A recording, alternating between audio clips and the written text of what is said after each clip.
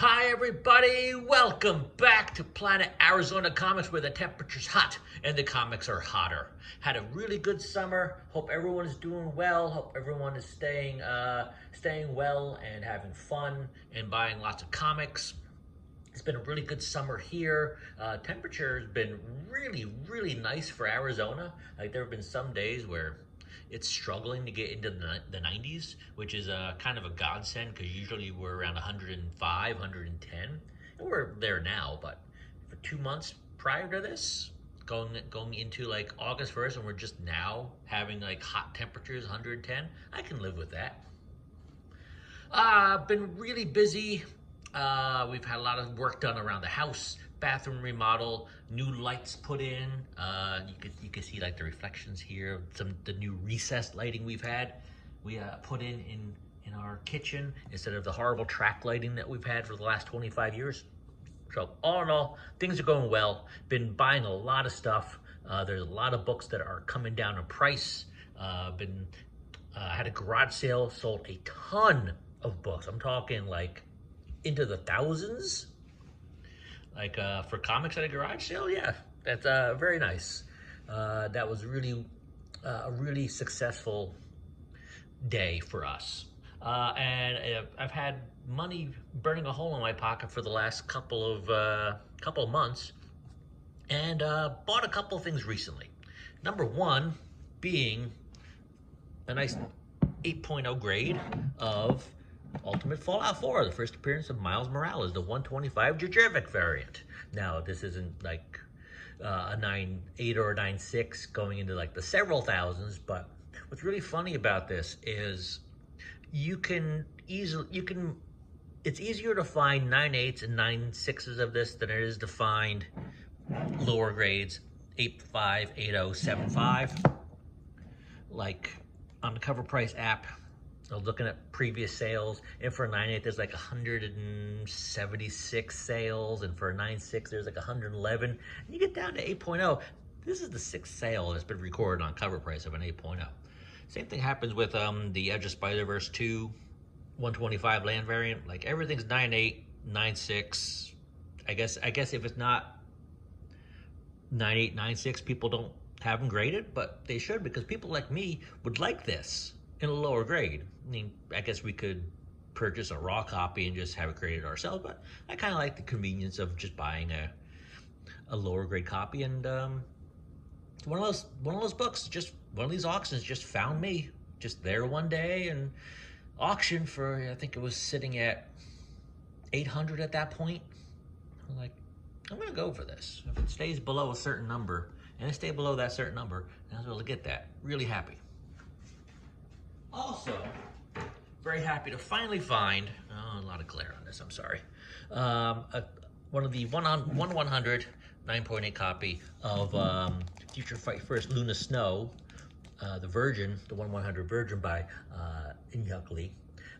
Not easy to find at all. There are only 16 9.8s on the census. And when you do find them, they're always overpriced. And I just sat on one and been looking for like a year and a half, and finally auction came up and I just went for it and I was able to get it. Beautiful copy too. I mean, this is it's one of those things you wonder if it's even like higher than a 9.8. But so I have the Crescent and Io 1/100, got the Luna Snow 1/100. Now all I need is the White Fox 1/100 variant. I'll have the whole set. Been on a Phantom Stranger kick lately. Went to a show in Scottsdale. It's called the Scottsdale Comic Con, but it is affectionately known as Old Man Con. And even though it's called Old Man Con, I was happy to see there are a lot of young people there. A lot more than I would tend to see at a local show. So I guess that bodes well. But I got a whole lot of these Phantom Strangers from a few different vendors. Got number 4. Real nice copy of number 10. This is like a 8.5, maybe a 9. Like there's only a couple things wrong with it. Up top here, you can see a little color break.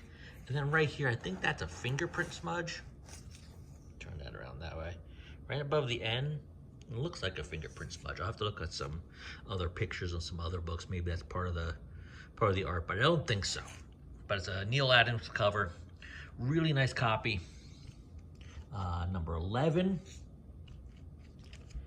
number 12, number 16. I think that's an Adams cover. Looks like an Adams cover. Gorgeous copy of number 18. Again, little color break right here on the edge. Other than that, really nice copy. Another great Neil Adams cover. Really love it. Number 23. Actually, got two 23s because this copy, vendor, I didn't notice there's a lot of smudging and spine ticks on this. So even though this has a grease pencil, receive date, nicer copy. Gentleman Ghost appearance. These are all from a vendor who came all the way down from Seattle. I have his card over there. If I'm ever in Seattle, I'm going to find him out, seek him out, and buy some stuff, because he had a lot of really high-grade Bronze Age horror, and he could have wiped me out if I wasn't diligent and restrained. And I think finally number 38. So working on a nice Phantom Stranger run for the collection. Trying to pick up some Dark Horse Star Wars. Star Wars is in a downturn lately, so I'm trying to pick up as much older Star Wars, but pre-Marvel stuff as I can. So I got number 9. This is the first appearance in number 10 of, I think, Darth Plagueis is his name. I'm not sure about that, but it's the first Darth something. There's a whole bunch of Darths throughout Star Wars. Number 11. Number 12, nice Aura Singh cover. Not a lot of people, not a lot of issues to the series, but really fun covers for Weird Mystery Tales. Number 6 and number 11. Do I have any more? Nope. I'll just put these here. Nice Grim Reaper skeleton covers with the moon in the background for both of them. Real fun series. I'll probably try to start collecting that whole series. I went in thinking I was gonna do a Weird War Tales like whole run, and then just realized there's a lot more to Weird War Tales than there are to Weird Mystery Tales, so I think I'll just stick with Weird Mystery Tales for now. But I did pick up number 13. I think this was a buck. It's in such a poor shape. 71. These are nice though. These are 2 copies of the Darwin Cook cover to Weird War Tales from November 2010. Like the Soldiers Through Time. Not a book I've seen too often, and good price at these shows. At this show. Found a newsstand of Wonder Woman 97, not in the greatest of shape. I think it's a 7.0, but yeah, I'll pick that up. Also, a newsstand of X-Men 268. I have a copy of this already, and it's signed by Jim Lee. So I don't want to. I have a whole run of X-Men from like 150 to 300. I'm probably going to sell it when the X-Men come to the MCU, but I don't want. I had to have this to fill in for that signed Jim Lee copy, because I don't want to get rid of that. Thor 283, nothing special about it, but it's a Whitman pack. Yeah, so thought I'd pick it up for $3. And this I thought was something kind of special. I thought it was a newsstand version of Dark World number 1, Thor Dark World preview number 1. Now that they're all with this little barcode on it. Like, oh, I thought I had something special. And finally, from that Old Man Con, I'll leave you with a tease. And is a magazine from the 90s with a, do I say an adult actress? I guess she's done adult films, so yeah, but she was in a lot of, what are they called? Straight to video, Skinamax film. But her name is Julie Strain. Unfortunately, she passed away a number of years ago. Yeah, I worked at Blockbuster Video for longer than I like to admit, and her videos were always very popular on the weekends. Got some mail calls to get into. These over here. First up is beautiful Adam Hughes cover, the Thor number 700. I don't think this is a ratio variant. I don't think it's like a 110 or a 150 or 125 or anything like that, but it's just, it's getting kind of pricey. It's in like the $30 to $40 range. So, sitting there one night on eBay and then saw that this auction come up and was able to get that for right in a pretty decent price. Jenny Frison cover to Vampirella number 4. More Frison goodness.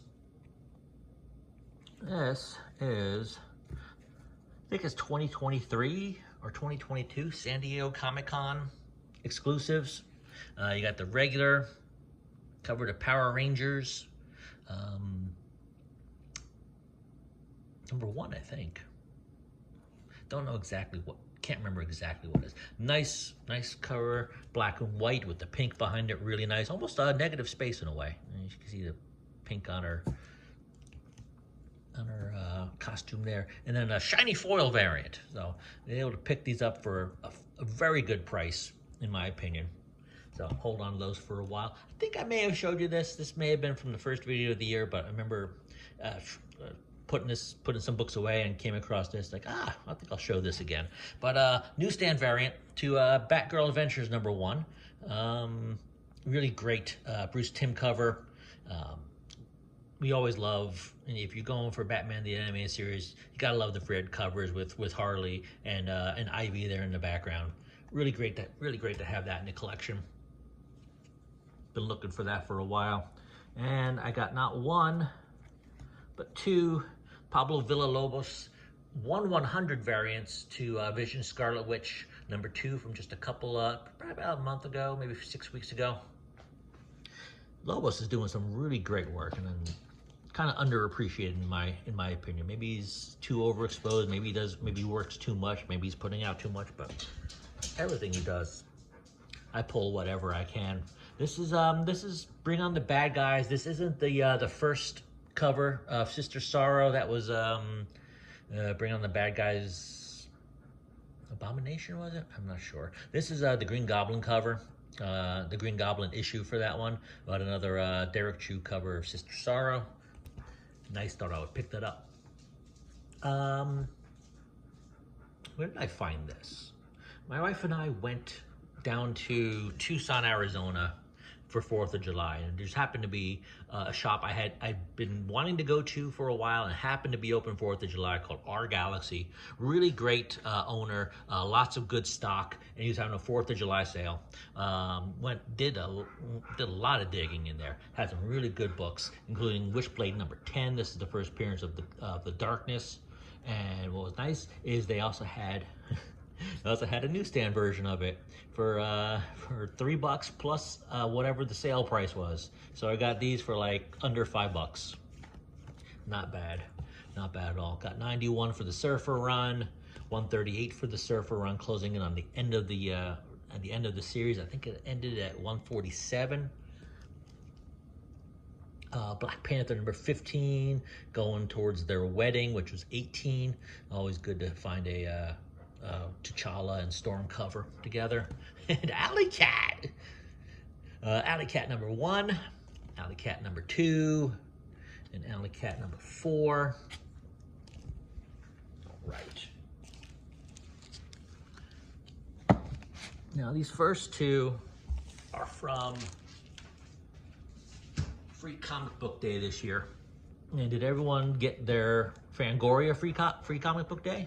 I don't think a whole lot of you did, because this was really hard to find, and jumped up quickly to about 25 to 30 bucks. Now there's a couple on eBay for about 10 to 12 bucks, but Last of Us is pretty popular, so good to have these.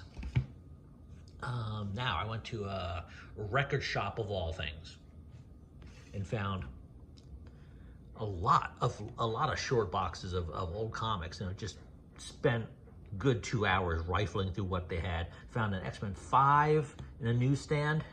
Always good to find Jim Lee newsstands. Spider-Man 12 and Spider-Man 3, both in newsstand. Found all the issues I needed for the Gotham City Sirens run. Finishing off with number 5, number 7, number 8, 9, 22, and 23 was it? Yep. And that's it for my Gotham City Sirens, and now I have the whole 26 issue run. Harley Quinn, number 28, nice Frank Cho cover. I don't know why I've never run into one of these before, but I've been wanting this for a while and finally found a decent copy of Batman Superman number 12, the really great Michael Turner Supergirl cover. Picked up some books at the Phoenix Comic Con too, the Phoenix Fan Fusion. Don't pay attention to the prices because a lot of people were having some okay sales. Nothing is like getting some of the things I've gotten already, but Daredevil 10, the first cover appearance of Echo. Transformers 18, this is the Rocket.com convention exclusive. Nice cover. Black Cat number 1, the Art Germ cover. G.I. Joe Order of Battle number 2. I've had the whole series of this since the 80s, and I've never had this issue. I always wondered why. I can never find it. In case you don't know, this is the first appearance of Rocky Balboa as a G.I. Joe. Not that the whole story goes like they had licensed the character, they're going to make him a Joe and all that, and then they something happened. They licensed Sergeant Slaughter instead, and they put him on the team. So they said goodbye to Rocky, who was, you know, the film series was pretty much done anyway, and wrestling was huge at the time. Rest in peace, Hulk Hogan too. Dr. Giggles 1 and 2. I had no idea there was a Dr. Giggles comic. Dr. Giggles is was it a straight-to-video? I don't think it was straight-to-video, but it was an early 90s horror movie with one of the actors from LA Law at the time. Godzilla, Monsters, and what is that? The Protectors number 4. Monsters and Protectors number 4. Nice Stephanie Hans cover to X-Men Annual number 1. We Stand on Guard. This has been optioned for some network. Thought I picked it up. Ravage $20.99 in a newsstand. And the last one from the con came to Superman's Girlfriend Lois Lane, number 53. Oh yeah. Love the Superman and the kisses and all that. End the video with a whole bunch of books that probably only appeal to me, but I'll show you anyway. Really nice cover to Charm Season 10, number 3. All the little cats around her, like that one a lot. Let's see, what is this? Charm number 17. Charmed number 19, nice red dress cover. Charm 22. And finally, for that, Charmed 24. This is the last issue of that run. Nice cover to Buffy the Vampire Slayer number 12, or Buffy Season 8 number 12. A couple Ghost Whisperers 2 and 5, and I believe that completes that 5-issue run for me. Lady Rawhide, Mike Mayhew cover for number 2 and number 5. If anyone remembers syndicated sci-fi TV back in the 90s, you know, you had Xena and you had Hercules and you had Mutant X and a couple things like that. There was a TV show called Andromeda, which had Tracy Lords on it.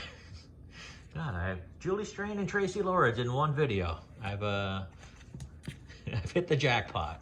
But these were some nice finds and some back issue bins. Another photocopy of The Lone Gunman number 1.